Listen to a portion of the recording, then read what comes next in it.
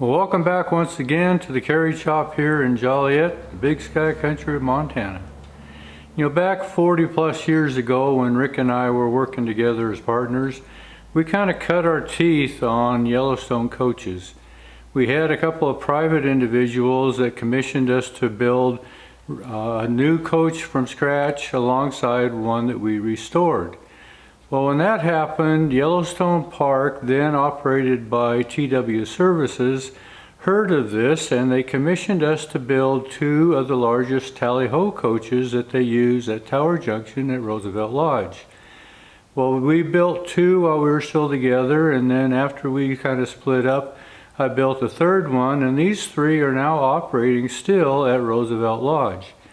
You know, back in the days when these coaches were running, these coaches ran on average, 20, maybe 30 years maximum. These coaches were phased out. Last year was 1916. 1917, the white touring buses came in and took over, and the horse-drawn carriage day of Yellowstone Park was over. Well, these coaches, now that are still operating at Tower Junction, are going on 40 years. They have outlasted and put on more miles than the original coaches did back in the day. So systematically, because these are a commercial endeavor, they go through and they check conditions of the wheels, and so I get them periodically to come through the shop. Now the repairs on the bodies, they do all that in-house, but the wheels they bring over here. Well, a year ago I got a rear wheel in that needed some repair work, but the park was shut down because of all the COVID stuff. Well, this year they had two more to do, so I had a total of three that I needed to get going because these are used as spares to keep these coaches rolling. Well, with the onset of this spring season, they have been inundated with tourists that have been flooding to Yellowstone Park. So I got after these three wheels, tightened them up, put some oil on the fellies, reset the tires, and sent them back home. So this was the process of early this week of resetting tires on these Stagecoach wheels.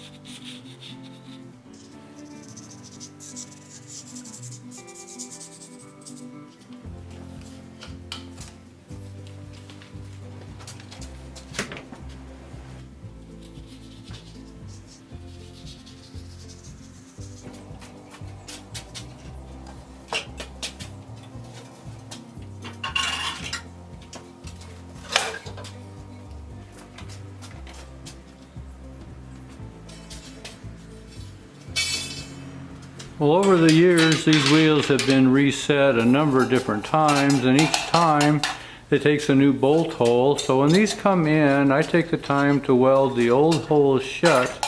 So when I'm setting tires, I don't have to take the time to worry about trying to align old holes up in the tires with those in the fellies.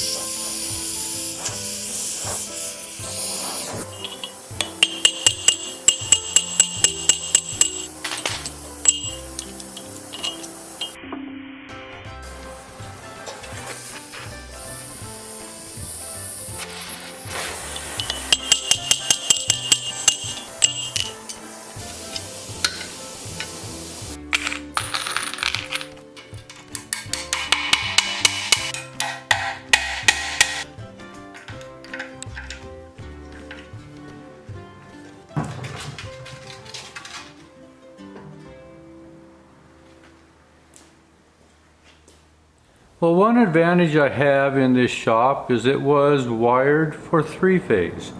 I like three-phase tools. They are an efficient tool to run, and they're relatively inexpensive when it comes to power-wise. So you have seen this old 1908 Fay & Egan dual arbor table saw. It's hardwired in for three-phase. My old Silver Manufacturing bandsaw that everybody loves to hate because I don't have any guards on it, that also is hardwired in for three-phase. And also my 10-inch by 72-inch belt sander with a 5-horse motor on it is also three-phase. These I have hardwired in. And my little giant mechanical trip hammer is also hardwired in that I've used for years in my blacksmithing.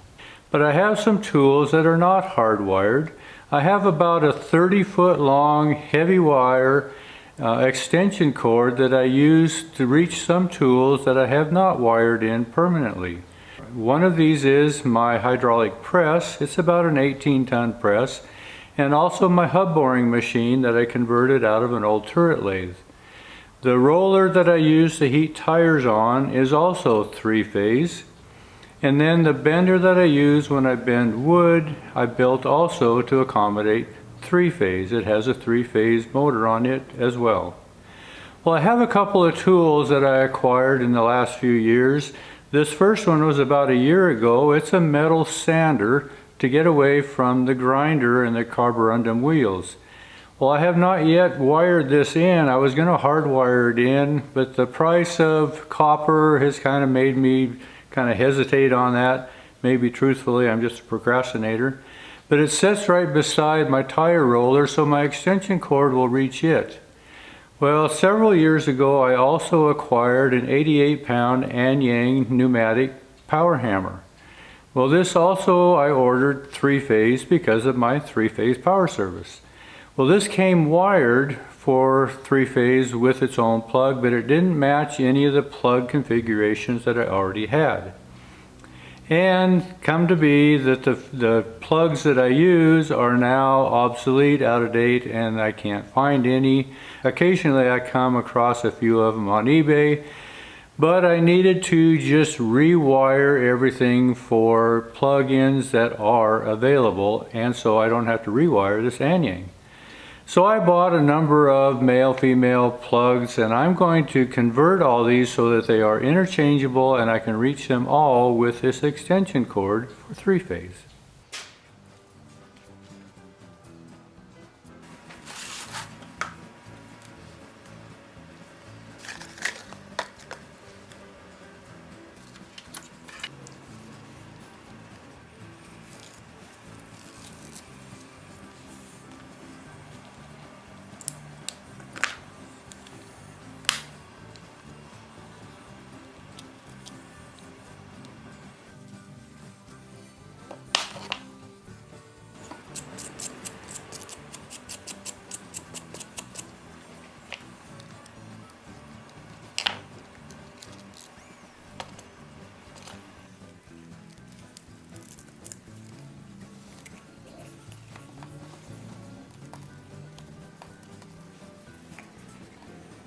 Well, over all these years, I've done a number of changes and modifications here in the shop, and a lot of that has involved wiring. I have converted the old wiring over in this building to new wiring, so I'm not really all that unfamiliar with how wiring works. I've done 110, 220, and also all my three-phase.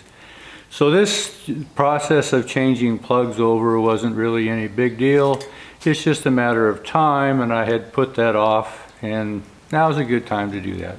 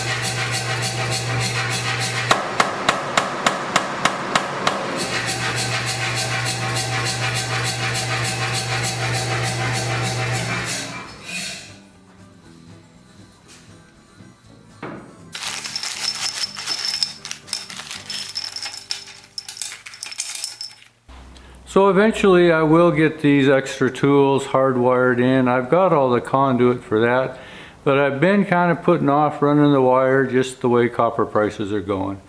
Eventually we'll see how things kind of iron out. Anyway, I'm going to enjoy a couple new tools here in future videos. Thanks for following along, and thanks for watching.